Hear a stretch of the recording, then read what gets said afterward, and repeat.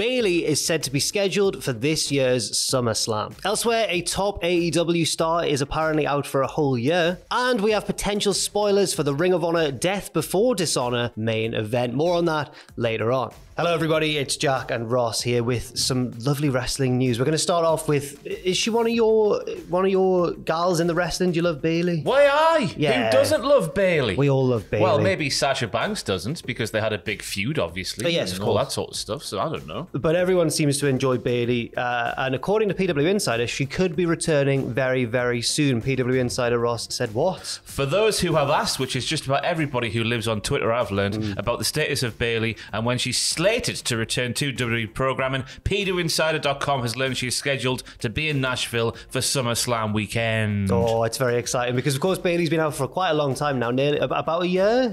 I'll tell you, Jack, her last match was a match I cannot remember seeing live at all. Okay. Because it happened on June the 25th, 2021, where she teamed with Seth Rollins to defeat the team of Bianca Belair and Cesaro on SmackDown. Oh, Do you remember that? I was about to say, was that a house show? No, it was on SmackDown. It's on the YouTube channel right now. Just had a look upstairs. I've got no idea, no recollection of that happening. No recollection of that either. I think everyone will be really happy to see Bayley back, regardless of whether she's still a heel or not, because, well, we all remember that she dragged the company through the pandemic era. She did. Her and Sasha Banks, when they were pals, of course, Yes. they did that. But will she return on the Raw side or the SmackDown side? Because as we're sat here currently, she's listed on Wikipedia as a free agent. So anything could happen in the World Wrestling Federation. Can you think of any feud she might get involved in or anyone she might call out? Well, I assume Ronda Rousey's going to batter Liv Morgan. Yeah. I just assume that's going to happen because you just do, don't you? So on the Raw side, it's going to be Bianca Belair versus, who is it?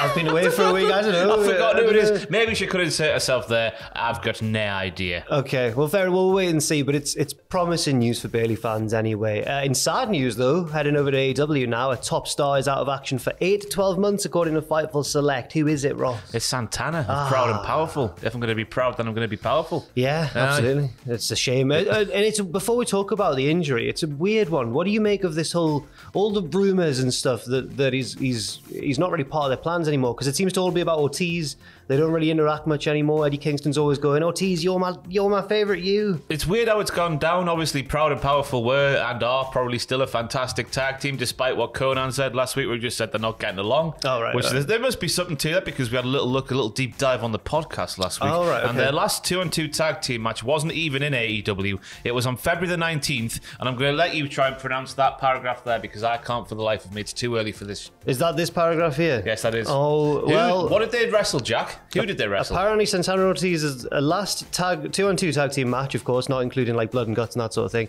was against La Rebelión Amarilla. I believe that means the Golden Rebellion. Why do you know that? GCSE Spanish. Oh, fair enough. I think Amarillo is gold, but I'm not 100% on that. That was the team of Bestia 666 and Mecha Wolf at LAWE Ascendencia. He's done well. On February the 19th. It's like I'm sat next to Rafa Nadal. But they haven't wrestled as a tag team since then, which is a bit odd.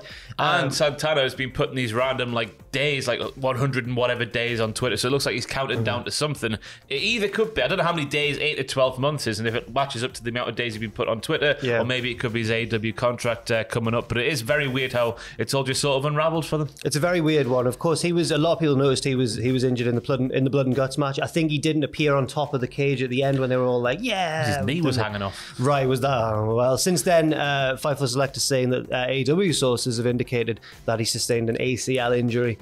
He did also appear at an LAWE event in Puerto Rico where apparently he was the world champion and he vacated that belt while on crutches. So it does seem to be true that he could be out for quite a while. Yeah. It's a shame. And he tweeted, I will speak soon. And yes, he tweeted, I'll speak soon. Well, that could be regarding the injury. That could be regarding his future. That could be anything, really. Yeah, where's he going to go if he's on his own? Because I think they're a tag team who does work as singles acts because they're both that charismatic. Yeah. I would argue that Santana is slightly more charismatic than Ortiz. I viewed Ortiz as like the slightly more funny one. He was like the wild one, wasn't he? But I thought Santana was the one with like Montez Ford potential.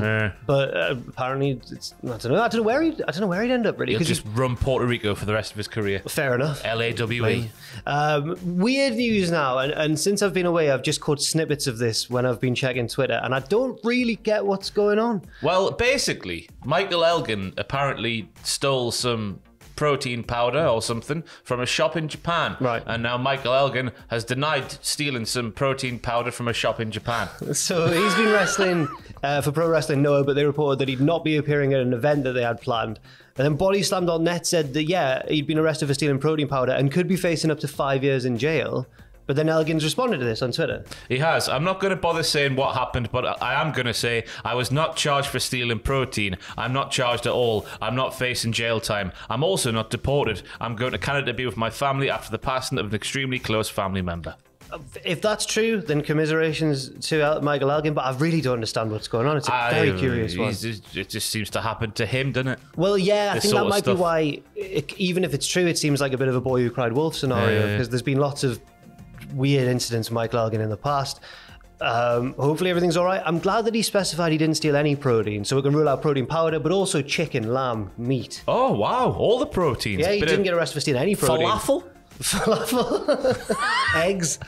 Yeah, none of that. So fair enough. Well done, Michael. A weird one. Also, Ric Flair's last match is coming up pretty soon. I can't wait, me. I can. Because I've been watching those wonderfully put together, like, road to Ric Flair's last match stuff, and he's lacing up his boots and whatnot, and he's getting his last robe made. There's the potential for catastrophe. Yeah, that's all I'm going to say. is. And that's why I'm going to be tuning in. Obviously, we don't know his opponent yet, but apparently, according to the second episode of Ric Flair's Last Match documentary, his opponent will be announced this week. We've had various names floated: Ricky Steamboat, Hulk Hogan, Jay Lethal, Stop. Hulk Hogan. I know, that's just one of the names written down here. Jay Lethal, I can say. Maybe a tag match with the Rock and Roll Express, who can still, well, Ricky Morton can still go. I think Ricky's son's on the card already, isn't he? Right, okay. Yeah, Makes Roger. sense. I don't know what his name is. Roger Morton.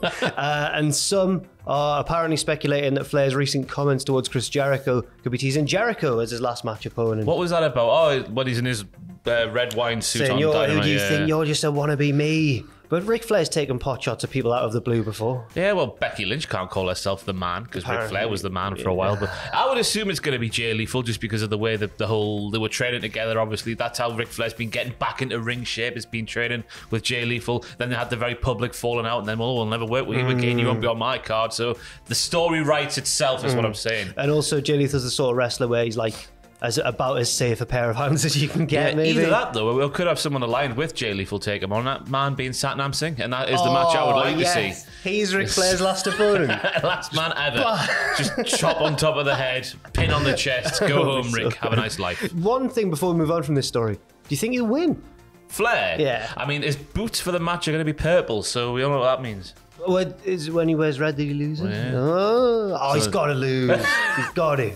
Anyway, it's Death Before Dishonor soon, of course. It's the second Ring of Honor pay-per-view ran by Tony Khan, but I think it's the first one that's where the spotlight's really on it, because that last one came over WrestleMania weekend. There was all kinds of stuff going on, but this one is I'm seeing it almost as like the first one.